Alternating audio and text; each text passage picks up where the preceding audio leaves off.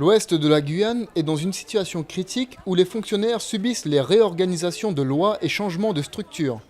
La ville de Saint-Laurent décide de supprimer les petites sections dans les écoles pour la rentrée prochaine, faute de moyens, lorsque le président de la République rend l'école obligatoire à partir de 3 ans. Le maire a décidé en conseil municipal, ça a été voté donc, pour supprimer les petites sections pour la prochaine rentrée scolaire.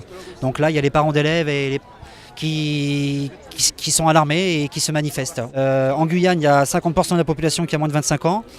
Il faut scolariser ces jeunes parce que c'est important. L'année dernière, le mouvement social il est parti quand même suite à de l'insécurité sur des étincelles. Et là, l'insécurité a repris le dessus.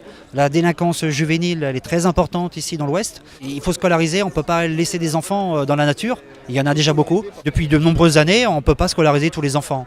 Après, on sait qu'il y a un exode aussi rural en Guyane, c'est-à-dire il y a des gens qui viennent des fleuves, de l'intérieur, parce que bien sûr ils veulent avoir accès aux services publics, mais les services publics ils sont menacés, on le voit bien dans l'Hexagone. Ici, on a plus on a besoin de services publics encore plus importants puisque la démographie est galopante. Concernant la santé dans l'ouest du territoire, les enjeux sont multiples et plus urgents que jamais, les fonctionnaires étant amenés à être remplacés par des contractuels.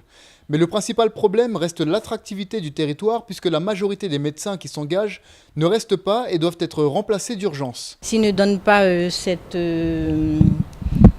des moyens nécessaires aux médecins, ne serait-ce que fidéliser les médecins pour qu'ils puissent justement venir sur Saint-Laurent. Et c'est clair qu'on n'aura pas des médecins qui ont envie de rester et puis qui ont envie de travailler pour la population de Saint-Laurent, en tous les cas, de l'Ouest.